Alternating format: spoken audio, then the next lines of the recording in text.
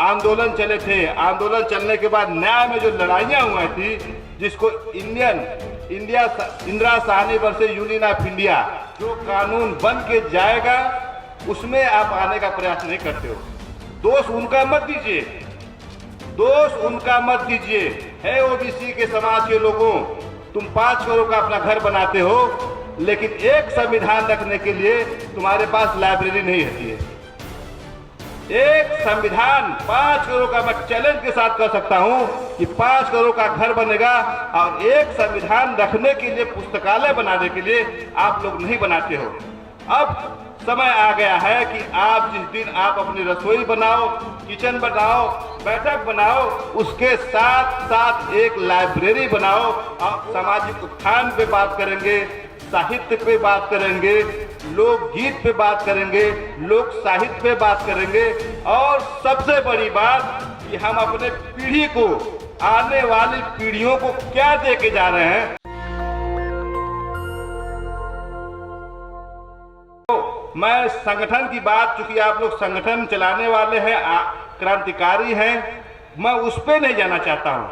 लेकिन अपने समाज के, मैं देख रहा हूं ओबीसी फ्रंट ऑफ इंडिया लिखा गया है, लेकिन संविधान के जिस धारा में ओबीसी के लिए प्रावधान किया गया है, आप जाति आधारित जनगणना की बात कर रहे हैं, आप मत पत्र से मतदान की बात कर रहे हैं, ये बहुत बड़ी बातें हैं। लेकिन साथियों, बहुत दुख के साथ कहना चाहता हूं कि मंडल आयोग के बाद जितने भी आंदोलन चले थे, आंदोलन चलने के बाद न्याय में जो लड़ाइयाँ हुई थी, जिसको Indira Sahni versus union of India, हमसे एक लेखक ने कहा कि वकील साहब, हमको आप वो केस दे दीजिए। मैं भी सर्वोच्च न्यायालय में था, लाइब्रेरी में गया तो कहा कि भाई ये हमको केस दीजिए। और आपको जान के ये बहुत हैरानी होगी मेरे साथियों कि जो कोई किताब आप पढ़ते हैं, जैसे मान लीजिए धारा 14 पढ़ रहे हैं, तो उससे जितने संबंधित केसेस हैं, मंच का मैं ध्यान चाहूंगा, जो बहुत महत्वपूर्ण बात मैं बताना चाहता हूं, मंच के साथियों का मैं ध्यान आकृष्ट करना चाहूंगा कि जितनी भी किताबें लिखी गई हैं, ये बहुत शोध करने के बाद मैं आपके समक्ष बोल रहा हूं कि धारा 14 है तो उससे संबंधित जो लीडिंग केस होती हैं, उसके नीचे उसका साइटेशन लिख दिया जाएगा कि Vijendra Yadav versus union of India.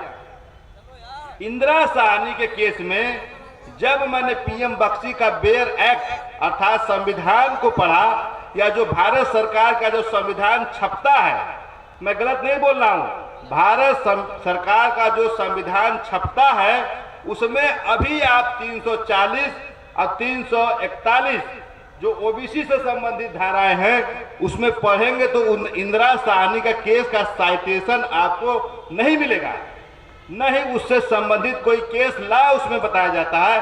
तो मैं समझता हूं कि ये परजीवी लोग, हमारे श्रम कुशल, जो उनको न दूध दोने आता है, न खेती करना आता है, न गन्ना से रस निकाल सकते हैं, लेकिन हमारे ही पोषण पे, हमारे ही कर्म से उत्पादित उत्पादों का पोषण करके वे लोग अपना सर्वोच्च बने हुए हैं। मैं समझता हूं कि यह रामलीला मैदान, यह रामलीला मैदान से जो आवाज आप लोग निकालेंगे, वो हर तरह की एग्जीक्यूटिव, जुडिशरी, सब में प्रभाव डालने का काम करेंगी।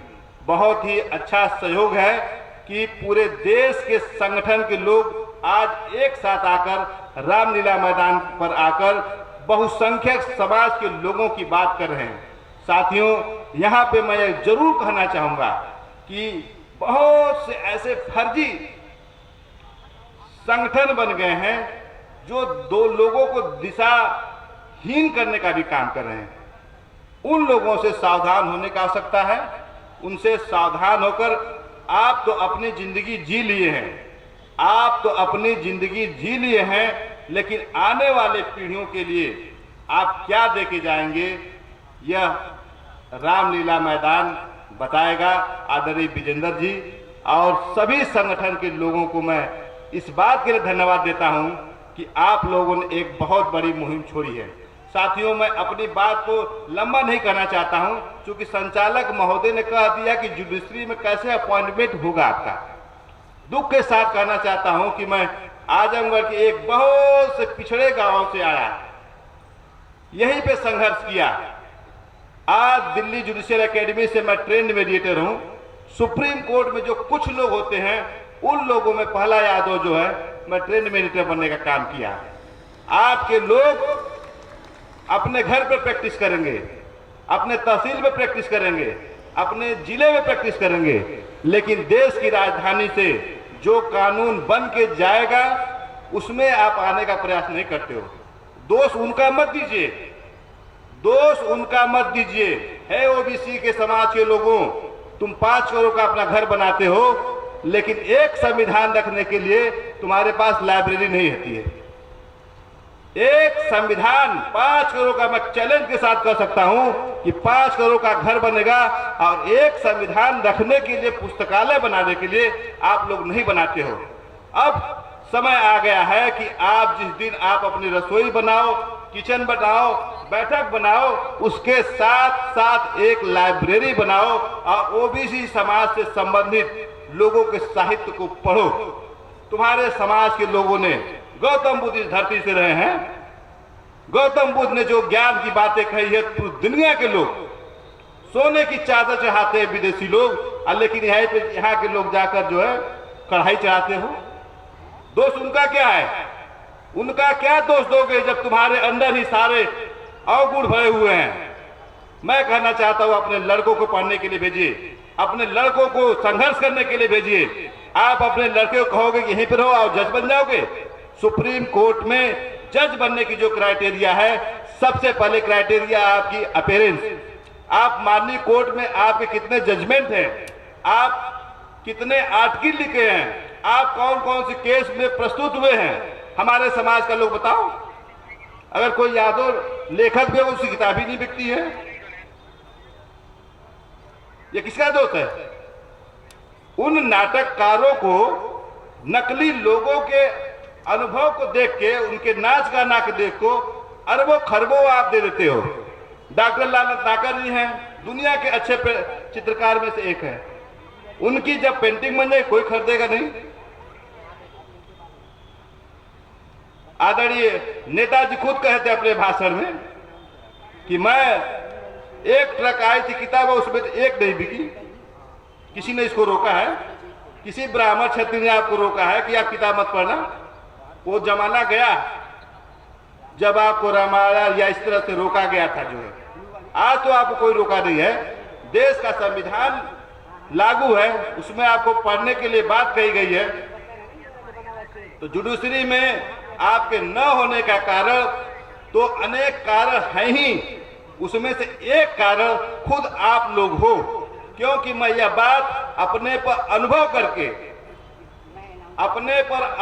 करके कह रहा हूं कि हमारे समाज के लोग प्रैक्टिस करना जो है तहसील में करेंगे, डिस्ट्रिक्ट में करेंगे, हाई कोर्ट करेंगे, सुप्रीम कोर्ट करेंगे, बाप रे हम नहीं आ पाएंगे।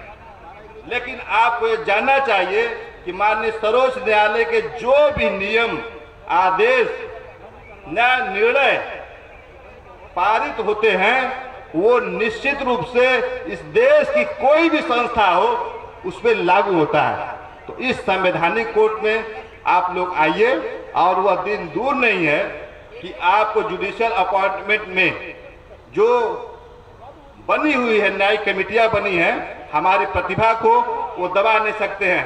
हम अगर 208 की लिखेंगे जिस दिन, वो हमको इग्नोर नहीं कर सकते हैं। कुछ कमियां हैं, मैं समझता हूं कि बहुत बृहद विषय पे आप लोग सेंसस पे बात करेंगे, सामाजिक उत्थान पे बात करेंगे, साहित्य पे बात करेंगे, लोकगीत पे बात करेंगे, लोक साहित्य पे बात करेंगे, और सबसे बड़ी बात कि हम अपने पीढ़ी को, आने वाली पीढ़ियों को क्या दे के जा रहे हैं, उस पे ये गंभीर से गंभीर नेता लोग अपनी बात रखेंगे।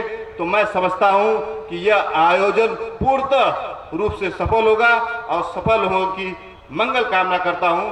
मैंने आपका समय लिया, आपने मुझे ध्यान से सुना, इसके लिए बहुत बहुत धन्यवाद। और नेशनल दस्तक की आपसे गुजारिश है कि अगर इसको बचाना चाहते हैं तो नेशनल दस्तक को सब्सक्राइब करने के लिए रेड कलर के सब्सक्राइब बटन को दबाएं, फिर बेल आइकन की घंटी दबाएं।